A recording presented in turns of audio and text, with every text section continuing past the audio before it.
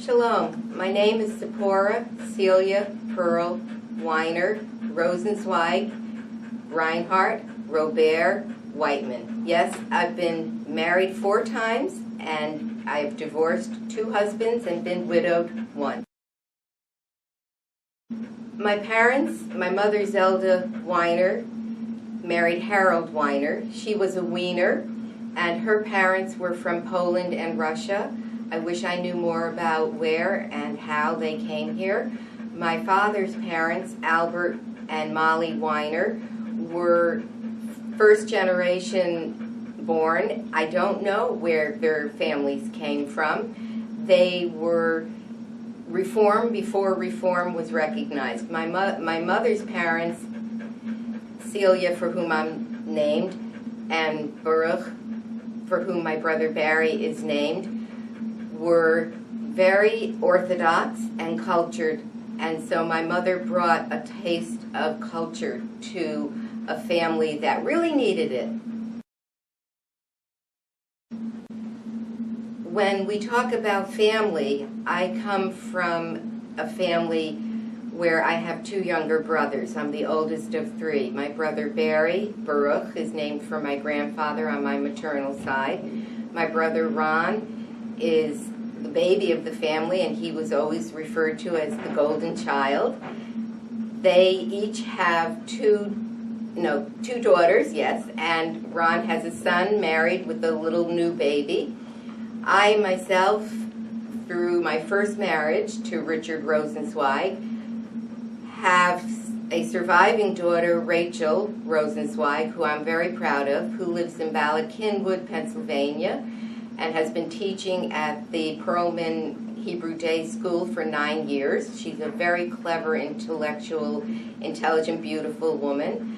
And my younger daughter, Danielle Ray, was a social worker in Philadelphia whose eulogy was read by one of the ambassadors from the mayor's office, as well as other people who said kind things about her achievements.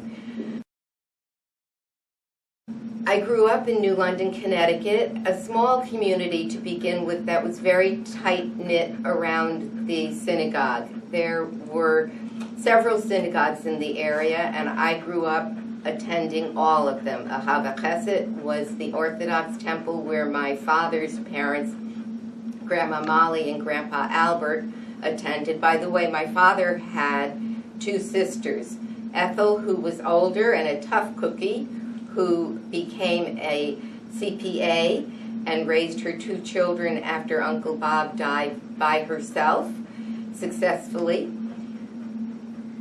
His younger sister, Jeannie, was also a dynamo, and if I may say, had a sense of humor and was sexy before it was recognized. My mother, being a very cultured woman, but not in terms of college education, but in terms of exposure, was a beautiful spirit, and I see her every day in my tribute to her by wearing hats. That's what I took on as a Jewish woman when my mother died. To go back to New London, I grew up attending the public schools. I was the only Jewish child in my elementary school, and when I was 4 years old, I stood up in the circle as the children had all told their Santa Claus stories. And I didn't know really what I was doing, and I meant no harm, but I told them there was no Santa Claus, and I celebrated Hanukkah, and I received presents 8 days in a row. And the teacher took me by the hand and brought me to the principal's office and called my mother to send me home for my own safety. And for the rest of my public school education in New London, Connecticut, that followed me. I attended Bethel Hebrew School. I was consecrated and confirmed and bat mitzvahed and married there.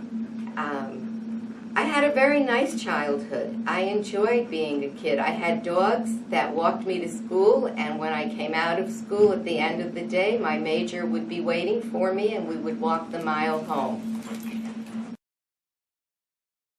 Well, My mother raised me, but we were very involved with family, and my Aunt Bee and she were very close. I had cousins that would come and play with us, Susie, Janie, and Stevie. We had cousins in New Jersey that we went to see frequently without much preparation. We would jump in the car and drive from New London, Connecticut to Caldwell, New Jersey, or Holiday, to visit with Danny and Marilyn and Robin and Alex. So there were, as they say nowadays, it kind of felt like it was a community, a village that raised me. And it was before that was the politically correct term to use. The neighbors looked out for one another. So there was a more of a sense of cohesion because we all looked out for one another. There weren't a lot of children in daycare, and we played outside a lot. Nowadays, it's sad that children aren't able to. My parents were very involved, very involved. My mother would help us with our homework. My father would make every effort to be available, to talk to us about interesting topics. He was a hard-working businessman who was the first driver's ed teacher in New London, and one of my first dogs was a gift from a fireman who paid him for his driving lessons with a puppy. That was also the dog that would meet me in the playground without a leash at the end of the day and walk me home. So my father took us on vacations, and during the course of my life, as I was a teenager and then an adult, my dad had a twin-engine Apache, and we would fly all the way from Connecticut to California to Kansas when I was 17 to drop me off for my first college experience in Emporia, Kansas. They had a strange way of disciplining us. My mother would frequently say to my brothers especially, "Wait till your father gets home." I don't think they wait today, but it was a good childhood. Sundays we would take rides and feed the ducks, and I have pictures of that somewhere. Education. Question 7 is about education. And I graduated high school in 1966. I attended one semester at the College of Emporia in Emporia, Kansas. I then transferred to Mitchell Junior College in New London, Connecticut, where I graduated with honors and a dual degree, a BA in psychology and sociology. When I left there, I had been accepted at Quinnipiac College in Hamden, Connecticut, where I met Richard Rosenzweig, Rachel and Danielle's dad. When we graduated from there in 1970, we moved up to Albany, New York, so he could attend graduate school. We changed our plans, bought a house, had a baby, and then we had another baby. By then we were living in Wappingers Falls. From there, we moved to New London, Connecticut, and I divorced Richard, went back to school for my master's degree in social work at the University of Connecticut. My mom and dad helped me on a daily basis with child care. I worked very hard, and I graduated with honors, and in fact, when I graduated, they were sitting in such a way that as my row of graduates walked by, I put my hands out, and Rachel and Danielle joined me in crossing the stage because I felt that they had earned that MSW right along with me. Years later, Rachel has 2 master's degrees, and Danielle had an MSW from the University of Pennsylvania, I believe. So I wonder sometimes if walking across that stage with me had an impact. What influenced me and my choices the most are the values about my religion that my parents inculcated in myself. I come from a Jewish background, and it's interesting to me that we are filming today, which is the last day of the 5,776th year of the Jewish culture and religion and observation. So my background is 5,776 years of values and choices that came to me through generations of people who were Jewish in whatever way they expressed that. Orthodox, Reform, Conservative. I've been exposed and enjoy and incorporate all of them in my thinking about what influenced my choices and how my parents influenced me through their respect of this religion.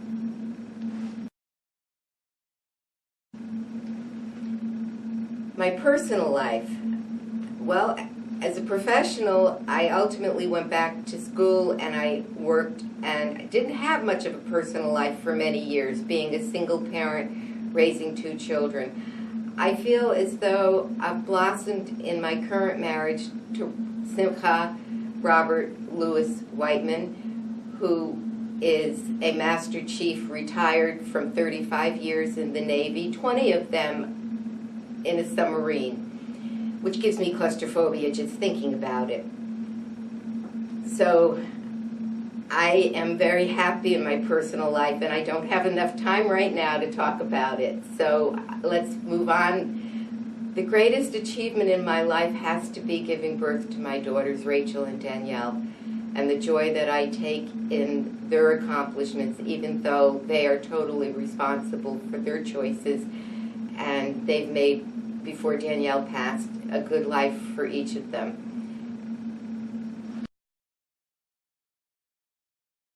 I think my greatest regret is that I still have to resolve issues with Rachel, and 3 pieces of advice that I would give to the future.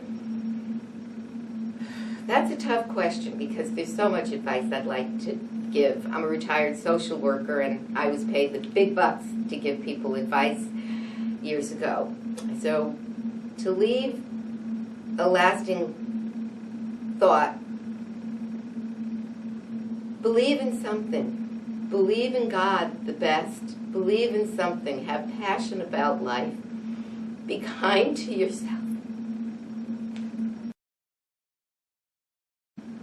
When I think about what's most important in my life, it's very hard to answer this question with one quick response, because on different levels, different things are important in my life. And on a moment-to-moment basis, that may change.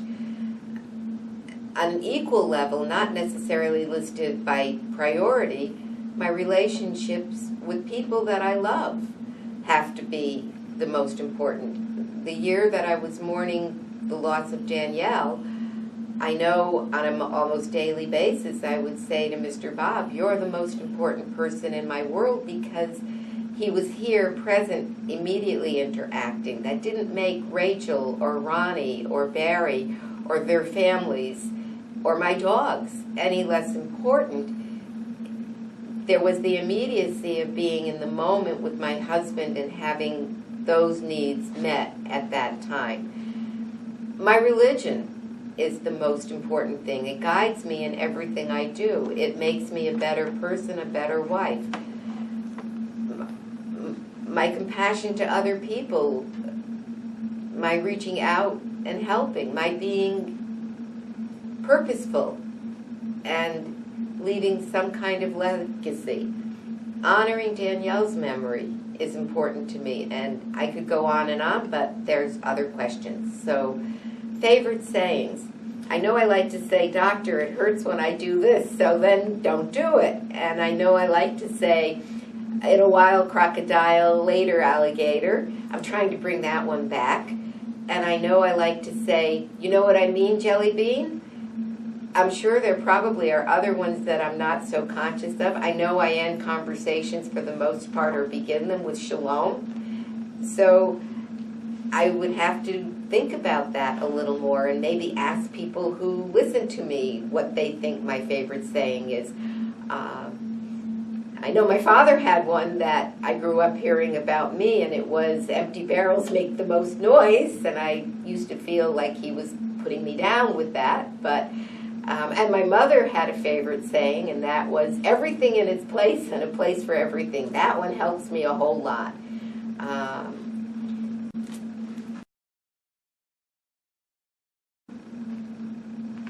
I lived in a two-family house, and we rented out the other floor. And whenever a new family moved in, they had the choice of whether they wanted the top floor or the bottom floor. The attic was always available, and we stored things there. And I know this is a curious way to come to respond to the question about what were the things that I didn't have but wanted. I may have had that thought as a little kid, but I don't consciously remember it as an adult of almost 68 in December. Looking back, I remember enjoying my childhood and feeling lucky and privileged that I lived in a nice house, and when my parents rented to a family that had children, I had playmates, and when we played, we could all go up in the attic and move furniture around and play house for real with nobody telling us we couldn't put the chest of drawers or the desk where we were, or put the puppy in the carriage. So I don't think that I missed out on anything. I had a bicycle when I wanted one. I remember learning how to ride it. My mother and father taught me how. One stood here and one stood there. And they pushed me off. And we all did. Barry, Ronnie, and I had a lot of fun when we were kids. Of course, there was one story where Ronnie was playing in the backyard, and he was a baby of 3. The neighborhood bully came into the yard, and for no reason at all, Trixie, whacked him on the head with the shovel, leaving a little bald spot up here. Well, I didn't like that, and I must have been all of 9 because I'm 6 years older than Ronnie, and I went and found the neighborhood bully, and I jacked him up against a tree in front of his friends, and I told him if he ever came back, and he would never touch my brother again, and he never did. So I had a terrific time. I remember also, I saved my brother's life when he was about 6. He fell off his bike, and he kind of was exploring the opening for the sewer that emptied at that time in the Thames River, which we lived up the hill from, and he fell in. And I held on to him, and I can remember yelling, "Help, help, help." And the family joke became that Daddy and I started having a contentious relationship when I saved Ronnie's life. So, a role model. Yes, of course, we're all role models for the people in our life. We're all role models for the people that we greet during the day that are strangers waiting to become friends. And how we behave has an influence on them, like a butterfly flapping its wings in the air or a breath being blown. It affects something thousands and thousands of miles away. So I learned from a client, though, one time a funny story about being a role model. When she came in and sat down, I've been wearing hats for years, and she said to me, "Your wearing a hat has given me the courage to be different." That right there was a significant example of an impact that I only realized because she shared the story with me. So, why am I a role model? Because I exist.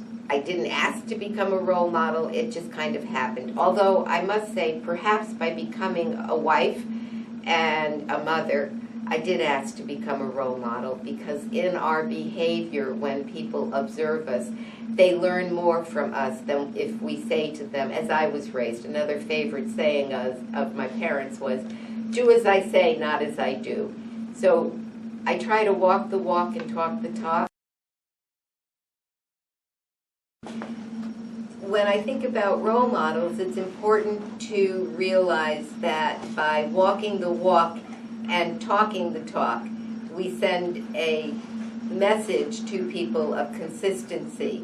So all of us have to assume that we are demonstrating to people what we value through how we behave. And the stranger that we meet is just the friend waiting to be developed. And so I would suggest that everyone try to reach inside themselves and achieve inner peace so that we can bring world peace. And try, by having that inner peace, to be kind to other people and compassionate to other people. That's how, in an interview that I recently watched with the Dalai Lama, that he says that's how world peace will happen. That without inner peace, we can have no peace. It kind of rings true and reminds me that if we don't love ourselves, we aren't able to love others.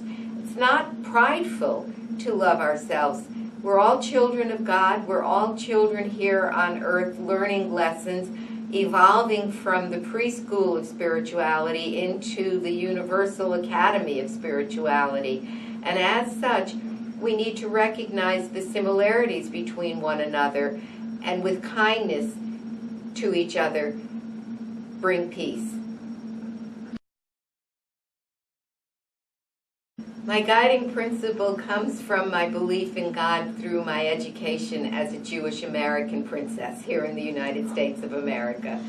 And I truly believe that Judaism, for me, has been the best, most rewarding, most enlightened, aware, sensitive religion. It's guided me through disasters in my life, crises in my life, loss in my life.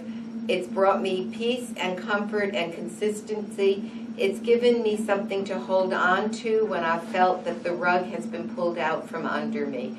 So I can very much feel connected with Hashem and know that there's something bigger than me, which makes it even more imperative that I have a meaningful and purposeful, passionate life, that I live a life with purpose, that I have determination to make teshuvah and be a better person every day than I was the day before. As some of us would say in the Hallmark tradition, we hope, dear God, to be the kind of human beings that our animals think we are.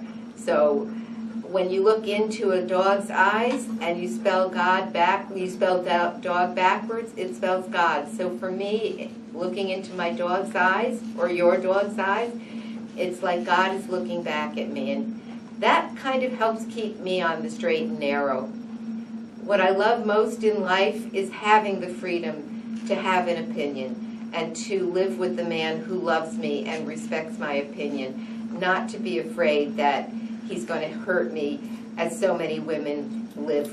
And I think part of that comes from my joy in being Jewish and knowing that there's a proper way to lead my life through the guidance and principles of a tradition that's 5,777 years old.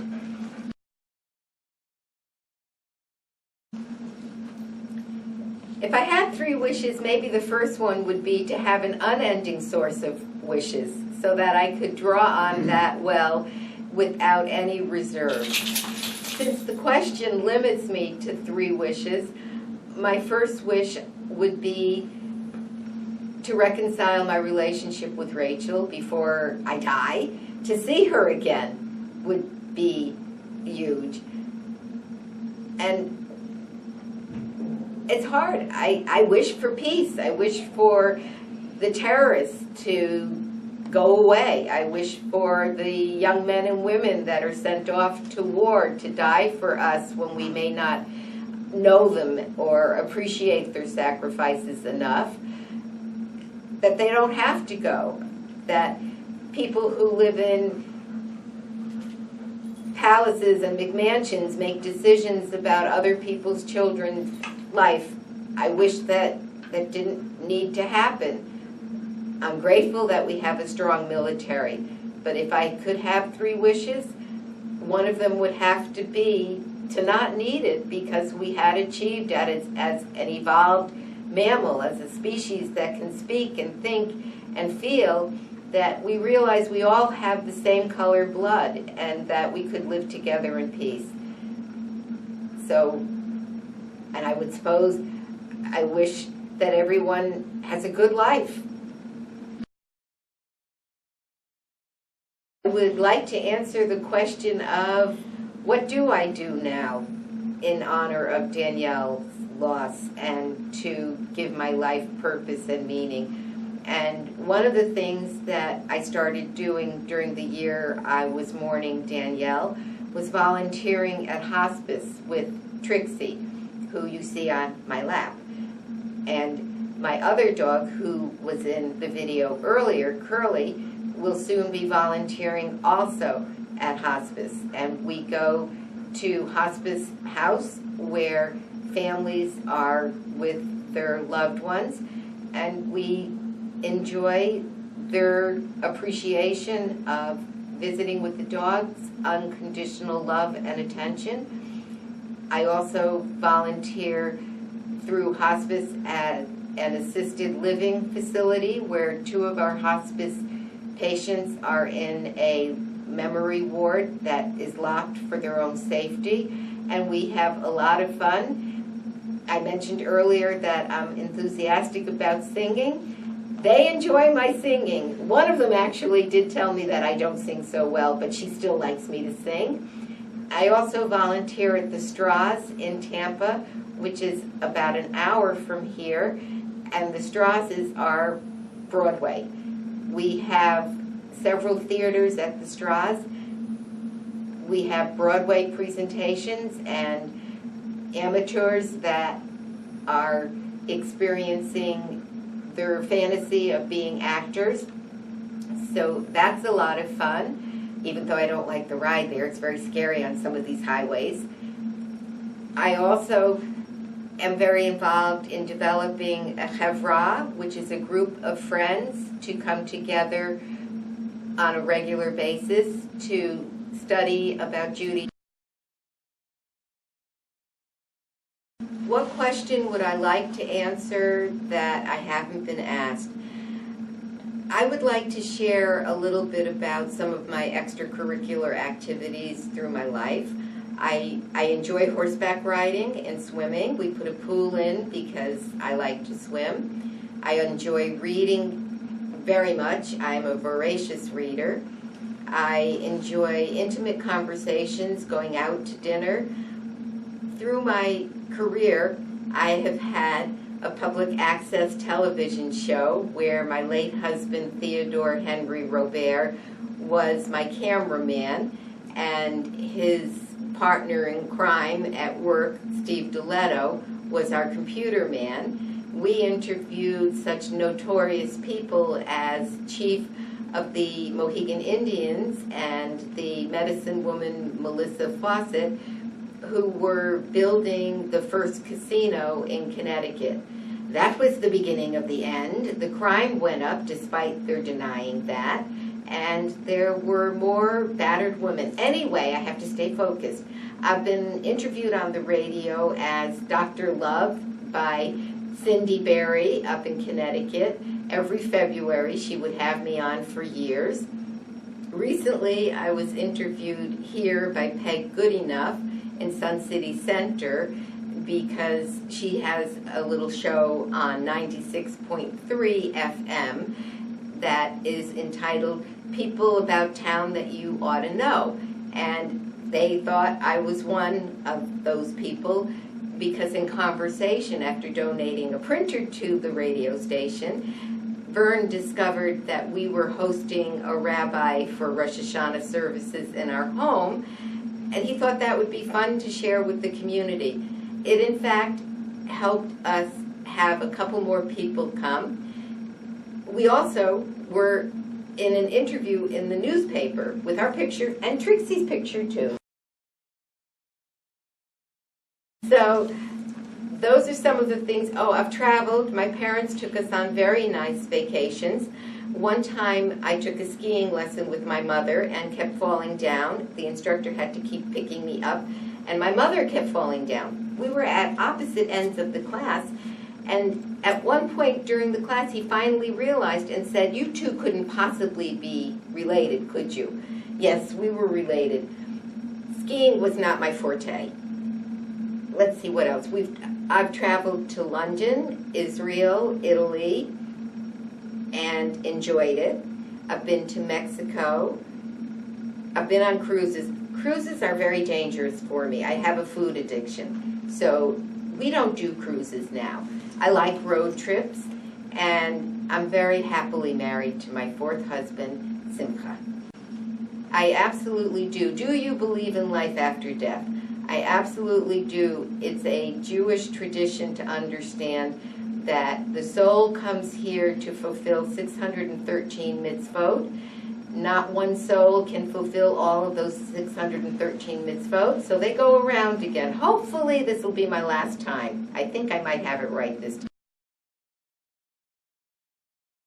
What did I learn that was valuable in life and was not? I have to think that everything, even that we think might be bad, ultimately is good because the source is good.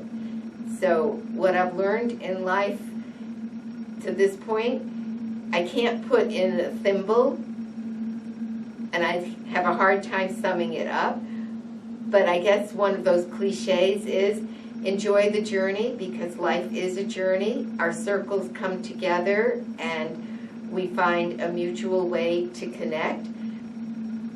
And what's valuable in life are the people that you hold dear and what you're passionate about, like my animals, and being a good human being and trying to repair the world. That's a Jew's mission, to repair the world, to do teshuvah. Who and what supports you in life? Well, physically, I guess I'm supported in life by my husband and by my friends, by my family, by my animals. My 2 dogs are emotional support animals. That means that I have a prescription for them, and they are protected by the Fair Housing Act. They have almost the same number of privileges that a seeing eye dog does, but they are not protected by the American Disabilities Act. They have been on an airplane to Israel, traveling with us in the cabin and back. That's because they are emotional support animals. The best period of my life. What was the best period of your life? Now is the best period of my life. The past is a canceled check. The future is a promissory note. What we have is today, and it's called the present because it's a gift from God. So the best period of my life is right now, today, and it's each and every one of our responsibilities to make today the very best day, so that when I lay my head down on my pillow at night, I don't have any regrets. When I get up in the morning, I say, you know what, thank God. So far today, I haven't pissed off anybody, haven't hurt anyone's feelings, and I haven't offended anyone. Of course, I haven't stepped out of bed yet, so let's see how the day unfolds.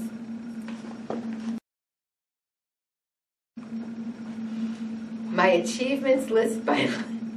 I was born in 1948. I graduated high school in 1966. Graduated college in 1970, married in 1970, had Rachel in 74, had Danielle in 75. Went back to graduate school in 80, graduated from University of Connecticut with my master's degree, dual major, community organization, group work, casework. Well, actually that's 3. And it's hard to remember all those dates. What is an achievement? An achievement is focusing on a goal. It's kind of like the horse looking at the apple and going forward. On the way, staying focused to complete that mission. So I have accomplished being married. I've accomplished being a mother, raising children. I've accomplished being a single working parent. I currently read tarot cards coming out of retirement, and I have a small business training. What is an achievement?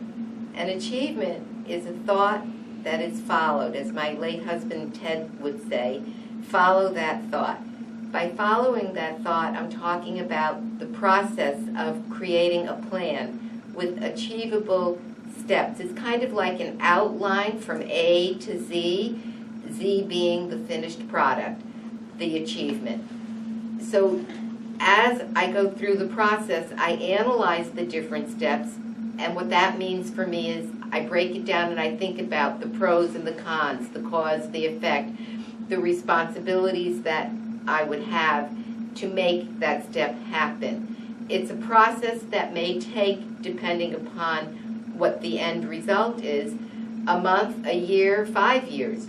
Sometimes we have to work very hard to achieve a long-term goal, but in the process, we set ourselves up for success by having this outline and being able to check off the small achievements that bring us to the end result. And that's the conclusion.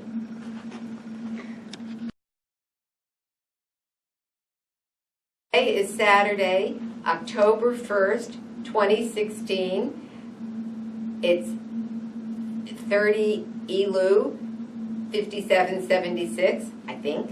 And my name is Tzipporah Whiteman. We are at the South Shore Community Library.